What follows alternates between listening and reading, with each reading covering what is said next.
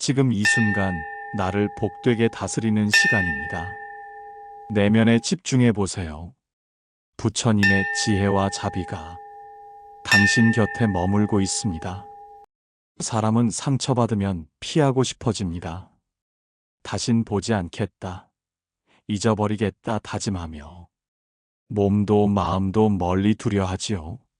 그런데 유독 도무지 떨쳐지지 않는 상처가 있습니다.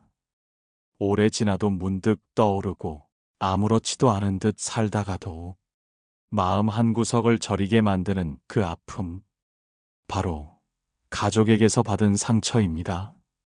타인에게 받은 말 한마디는 결국 시간이 씻어줍니다. 하지만 가족에게 들은 한마디, 그 말은 오랫동안 가슴에 맺힙니다. 사랑해서 더 아프고 기대했기에 더 실망하고 내 편일 거라 믿었기에 더 배신감을 느낍니다. 부처님께서는 말씀하셨습니다. 인연은 가장 가까운 곳에서 시작되고 가장 깊은 업도 그 안에서 일어난다.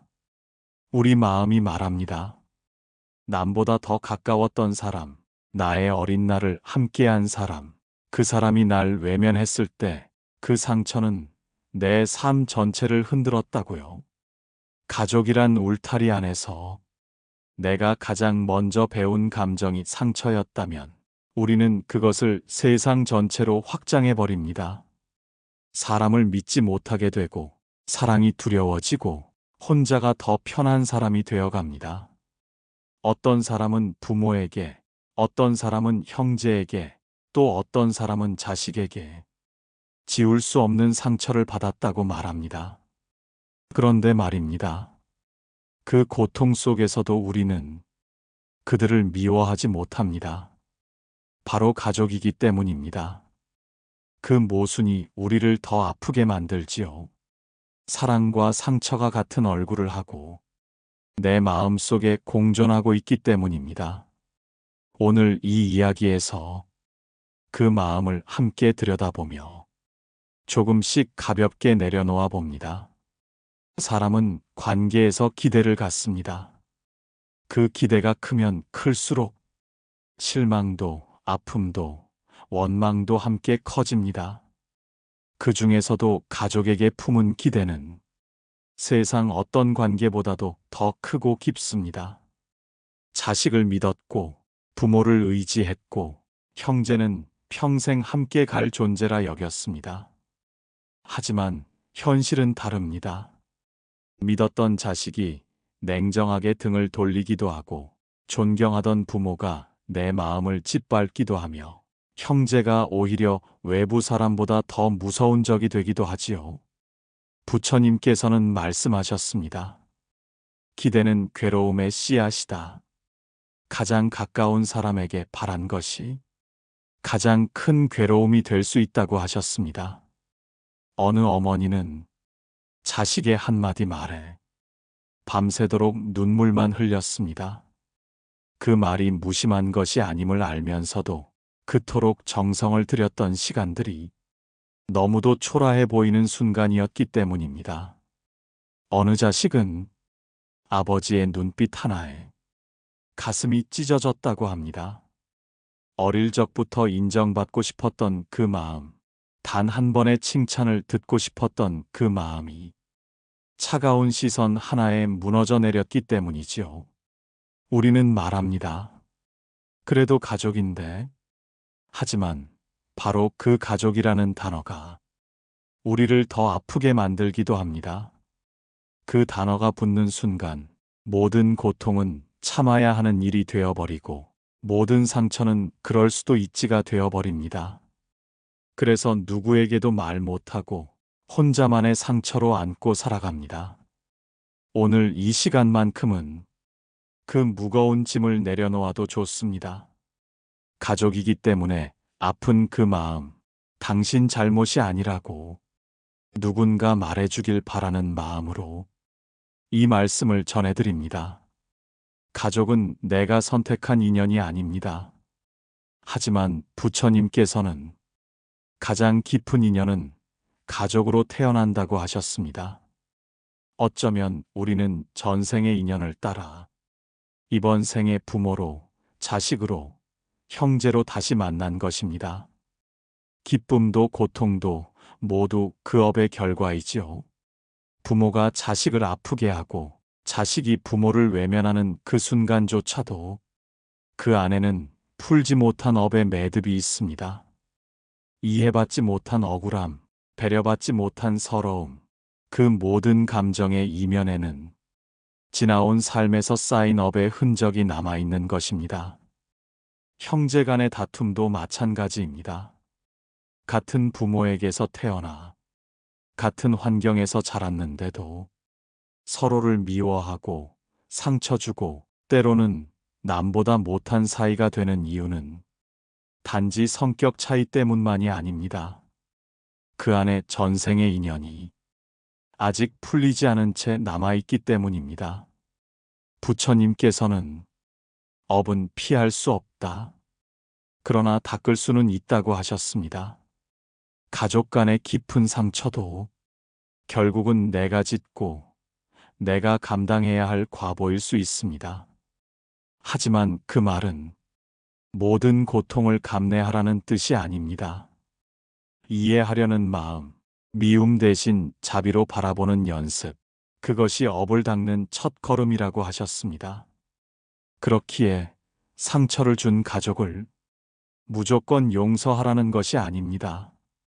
다만 그 사람의 말과 행동 너머에 그도 풀지 못한 업이 있었음을 알아차릴 수 있다면 그것만으로도 내 마음은 한결 가벼워집니다. 이해는 용서보다 먼저 오는 지혜입니다. 그리고 그 지혜는 나를 살리고 가족을 바꾸고 내 삶의 흐름을 바꾸는 복된 씨앗이 됩니다. 사람들은 말합니다. 가족이라면 이해해야지요. 하지만 이해한다는 것이 상처를 없애주는 것은 아닙니다. 때로는 그 상처를 아는 채 묵묵히 살아가야 하는 것이 가족이라는 인연의 숙명처럼 느껴지기도 합니다. 자식에게 외면당한 부모는 자존심보다는 그리움에 아픕니다. 매정한 말보다도 연락 한 통 없는 시간이 더 고통스럽지요. 그러면서도 스스로를 탓합니다. 내가 뭘 잘못했을까? 내가 부족한 부모였나? 반대로 부모에게 사랑받지 못한 자식은 누구보다 그 따뜻함을 갈망합니다. 눈치 보며 자라온 시간, 한 번의 칭찬보다 더 오래 남은 꾸중, 어른이 되어도 지워지지 않는 그 공허함은 세상 어느 관계로도 채워지지 않습니다. 부처님께서는 말씀하셨습니다. 상처를 외면하지 말고 자비로 감싸 안으라.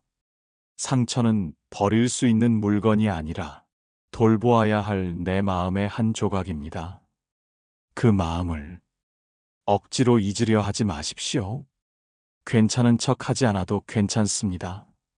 다만 그 아픔을 정면으로 바라보고 그래, 나 많이 아팠다고 인정해주는 순간 그 상처는 더 이상 날 흔드는 고통이 되지 않습니다. 가족에게 받은 상처를 다 치유할 수는 없겠지만 그 상처를 끌어안은 채 조금 더 단단해질 수는 있습니다. 그 아픔을 통해 내가 누군가의 상처를 더 깊이 이해할 수 있다면 그 자체로 이미 치유가 시작된 것입니다. 오늘도 당신 마음 한켠에 남아있는 그 오래된 상처를 부처님의 지혜와 자비로 감싸 안아보십시오. 상처는 크고 격한 일보다도 작고 무심한 말 한마디에서 시작되곤 합니다. 그런 것도 못하냐? 내가 뭘 안다고 그래? 넌 늘 그 모양이지. 이런 말들은 부모 자식 사이, 형제 사이에서 아무렇지 않게 오고 가지만 듣는 사람의 마음은 찢어질 듯 아픕니다. 사람은 타인의 말보다 가족의 말에 더 크게 흔들립니다. 가족의 말은 삶의 뿌리까지 흔드는 무게를 갖고 있기 때문입니다. 믿고 있던 사람에게 들은 말은 그저 비난이 아니라 존재를 부정당한 느낌이 되지요. 부처님께서는 말은 화살과 같아 한 번 내뱉으면 다시 담을 수 없다고 하셨습니다. 무심코 던진 말 한마디가 상대의 마음에 평생 남을 상처가 됩니다. 한 딸은 어릴 적 아버지가 했던 말 한마디를 30해가 지나도록 잊지 못했습니다. 넌 왜 그 모양이냐? 내가 우리 집 망신이다. 그 말은 평생 그 딸의 자존감을 짓눌렀고 세상을 향해 당당하게 나아가지 못하게 만들었습니다. 한 아들은 어머니, 너는 왜 내 형처럼 못하니? 그 말 하나에 늘 비교당하며 자랐고 형제와의 관계마저 멀어지게 되었습니다. 사랑받고 싶었지만 늘 부족한 사람으로 남아야 했던 고통, 그것이 내면 깊이 상처가 되어 남아 있었습니다. 말은 그 순간에 사라지는 것이 아니라 마음속에 각인되어 사람의 인생을 바꾸기도 합니다. 따뜻한 말 한마디는 삶을 일으키고 차가운 말 한마디는 삶을 쓰러뜨릴 수 있습니다. 그렇기에 가족 사이에서 가장 필요한 것은 말의 자비입니다. 그 사람을 다 안다고 해서 막말해도 되는 것은 아닙니다. 가장 가까운 관계일수록 더 조심스러워야 하고 더 따뜻한 말이 필요합니다. 이제 우리 마음 속에도 그 상처 주었던 말들을 하나씩 떠올려 봅니다. 그리고 그 말들이 내 삶에 어떤 흔적을 남겼는지 조용히 돌아보며 작은 연민과 자비를 피워 올립니다. 가족에게 받은 상처는 쉽게 말할 수 없습니다.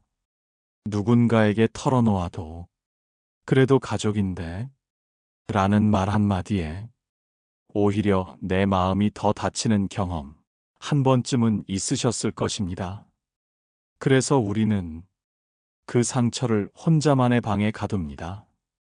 겉으로는 괜찮은 척 마음은 점점 말라갑니다.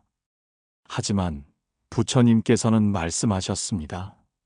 마음의 병은 밖으로 꺼낼 때 치유가 시작된다고. 상처를 꺼낸다는 것은 그 사람을 원망하자는 것이 아닙니다. 내가 겪은 아픔을 나 스스로도 인정하고 받아들이는 것입니다. 나 아팠다. 나 억울했다. 정말 외로웠다. 이 말을 내 안에서라도 진심으로 해보는 것이 첫 치유의 시작입니다. 가족은 내가 바꿀 수 없습니다. 하지만 그 관계를 대하는 나의 마음은 바꿀 수 있습니다. 부처님께서는 타인을 바꾸는 것보다 내 안의 미움을 다스리는 것이 더 큰 수행이라고 하셨습니다. 때로는 거리두기도 지혜입니다. 가까이 할수록 상처받는다면 조금은 멀리 서서 바라보는 것도 나를 지키는 방법입니다. 용서는 강요가 아니라 내가 편해지기 위한 선택이어야 합니다.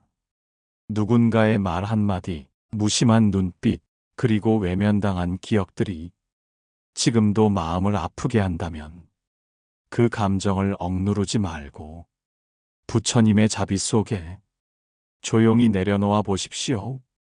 그때부터 마음은 서서히 회복되기 시작합니다. 내가 나를 더 사랑하게 되고 내 상처를 부끄러워하지 않게 됩니다. 그것이 부처님께서 말씀하신 진짜 자비이고 가족이라는 인연을 슬기롭게 마주하는 첫 걸음이 됩니다. 가족 안의 상처는 세대를 거쳐 이어지기도 합니다. 부모가 받은 상처는 자식에게, 그 자식의 아픔은 또 다음 세대로 알게 모르게 흘러갑니다. 사랑도 아픔도 치유되지 못한 마음은 말 한마디, 눈빛 하나에 스며들어 다른 사람의 삶까지 물들게 하지요. 하지만 부처님께서는 업을 끊는 이는 그 업의 마지막 골이라고 하셨습니다. 누군가는 멈추어야 합니다. 누군가는 자비로 그 고리를 조용히 끊어내야 합니다. 그것은 결코 쉬운 일이 아닙니다. 미움이 익숙하고 억울함이 깊을수록 자비는 멀게만 느껴집니다. 하지만 내 마음 속에서 그 사람을 이해하려는 노력을 시작할 때 그 순간부터 업의 사슬은 풀리기 시작합니다. 어릴 적 받은 상처를 그대로 자식에게 물려주지 않으려는 노력, 서운했던 말 대신 따뜻한 눈빛 하나 건네는 용기, 그 모든 실천이 이미 업을 닦는 수행입니다. 가족에게 받은 상처를 다시 가족에게 돌려주지 않는 것, 그 자체가 내 인생을 바꾸는 전환점이 됩니다. 내가 받은 말의 상처를 기억하되 그 기억을 복수로 쓰지 않는 것, 그것이 부처님께서 말씀하신 깨달음의 실천입니다. 내가 받은 아픔으로 누군가를 더 아프게 하는 대신 그 아픔을 통해 누군가를 위로할 수 있다면 나는 더 이상 상처받은 존재가 아니라 누군가를 살리는 사람이 됩니다. 가족에게 받은 아픔을 끌어안고 그 속에서 자비를 실천하는 바로 그 사람이 한 집안의 업을 끊고 새로운 인연을 만드는 복된 사람입니다. 우리는 왜 가족에게 받은 상처를 그토록 오래 간직하게 될까요? 어쩌면 그만큼 가족에게 기대가 컸기 때문입니다. 사랑받고 싶었고 이해받고 싶었으며 서로의 마음이 닿기를 바랐기 때문입니다. 그 기대가 무너졌을 때 우리는 실망보다 더 깊은 고통을 겪습니다. 그것이 바로 가족 상처의 정체입니다. 무관심보다 무너진 애정이 더 큰 아픔이 되는 이유이지요. 그러나 부처님께서는 가장 큰 괴로움은 가장 큰 깨달음의 문이라 하셨습니다. 가족에게 받은 상처조차도 내 수행의 거울이 될 수 있습니다. 그 고통을 통해 자비를 배우고 그 외로움을 통해 모든 중생의 아픔에 더 가까이 다가갈 수 있습니다.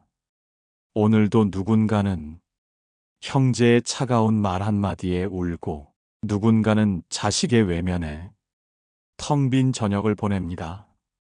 누군가는 부모의 기대에 못 미쳐 스스로를 원망하고 있습니다.